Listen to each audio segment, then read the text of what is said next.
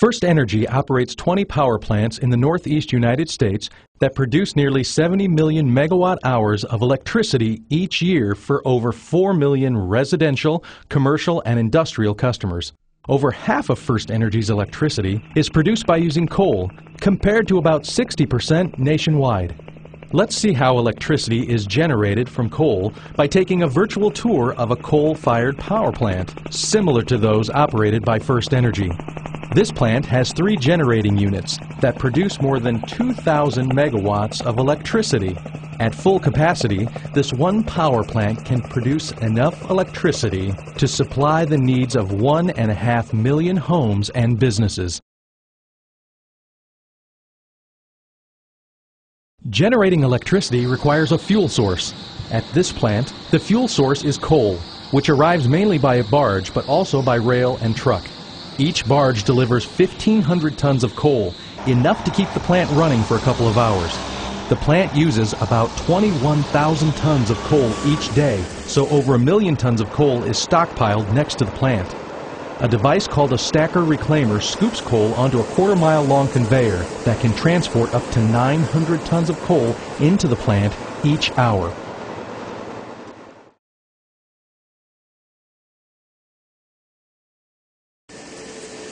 Once inside the plant, up to a 30-hour supply of coal can be stored in bunkers. Coal moves from the bunkers to feeders to be measured and moved to pulverizers. Each generating unit has 16 coal feeders that supply 8 pulverizers. Coal enters the pulverizer and spins in a large drum, where hundreds of steel balls grind it into a fine powder. Now a fine powder, the coal leaves the pulverizers and heads to the boiler.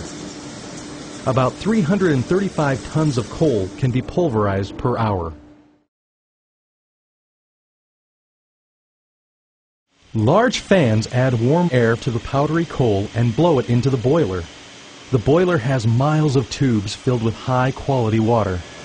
Once inside the boiler, the coal ignites, releasing energy and generating intense heat that changes the water inside the tubes to hot, dry steam.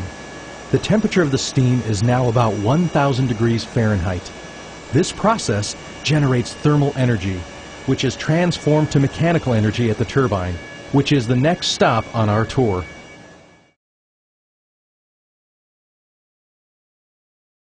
High-pressure steam, now 1,000 degrees Fahrenheit at 3,500 pounds per square inch, is piped from the boiler to the first in a series of turbines. Here it expands between layers of turbine blades mounted on the turbine shaft. The steam loops back to the furnace, then onto the second turbine. In this process, the steam turns the series of turbines 3,600 revolutions per minute, providing power to the generator, the last in the series of machines. The generator continuously creates an electrical charge of 34,481 amps at 18,000 volts of electricity. From here, the electricity leaves the plant and begins its journey to customers.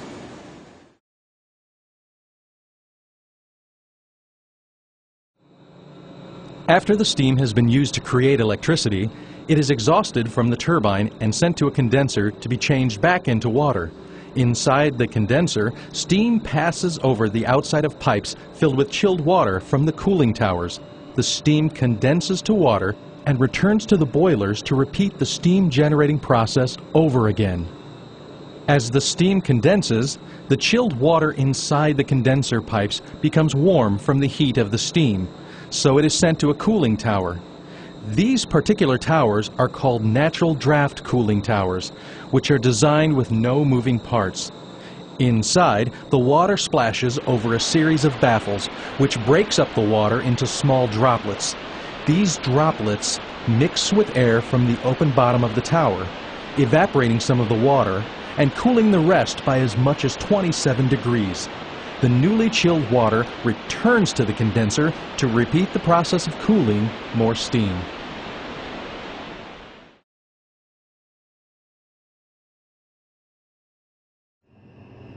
Since 1971, First Energy has spent more than $5 billion on environmental protection. our plants are equipped with air quality control systems to remove sulfur dioxide and particulates called fly ash.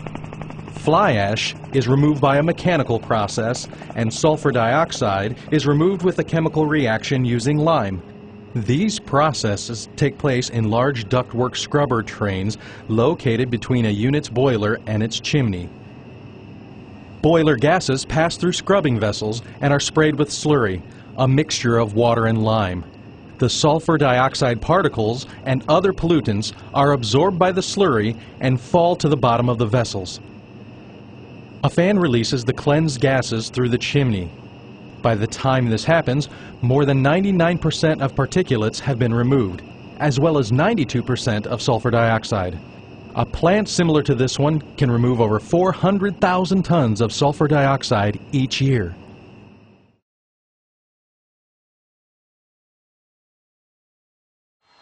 The scrubbing process creates huge amounts of a byproduct called calcium sulfite. This plant could create more than 3 million gallons of calcium sulfite slurry each day. First Energy created a process that turns that waste product into a valuable building material called gypsum, which is used to make wallboard or drywall. The slurry leaving the scrubbers is thickened and pumped through a forced oxidation gypsum or fog system. Oxygen is then added, changing it into gypsum, which is dried, treated, and sent to a gypsum manufacturer to make wallboard. First Energy recycles about 500,000 tons of gypsum each year, enough to manufacture wallboard for 70,000 new homes.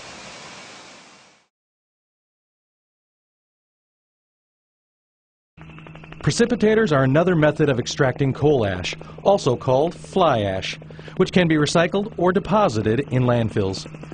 This mechanical process extracts fly ash left over from the combustion process. These poles, called wrappers, shake fly ash from a vibrating wire. Gas from the furnace, containing fly ash, flows into the box. The fly ash drops into a storage chamber and is blown into silos to be loaded into a truck. Fly ash from First Energy plants is used in manufacturing a variety of products, including concrete, grouting, roofing shingles, granules, and anti-skid road materials.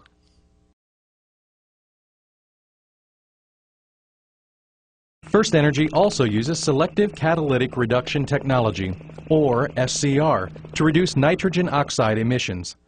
SCR systems work much like a catalytic converter on a car. Flue gas containing nitrogen oxide emissions from the combustion process is mixed with ammonia. The mixed gases travel through a series of catalytic layers, which causes the nitrogen oxides to react with the ammonia. The reaction converts the nitrogen oxides to water vapor and pure nitrogen, a benign chemical that makes up 80% of the air we breathe.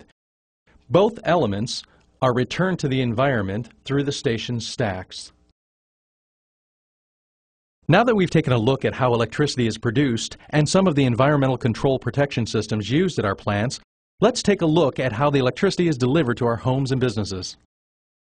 Transformers located just outside the plant boost the power from 18,000 volts to 345,000 volts, so it can travel long distances over transmission lines to where it is needed.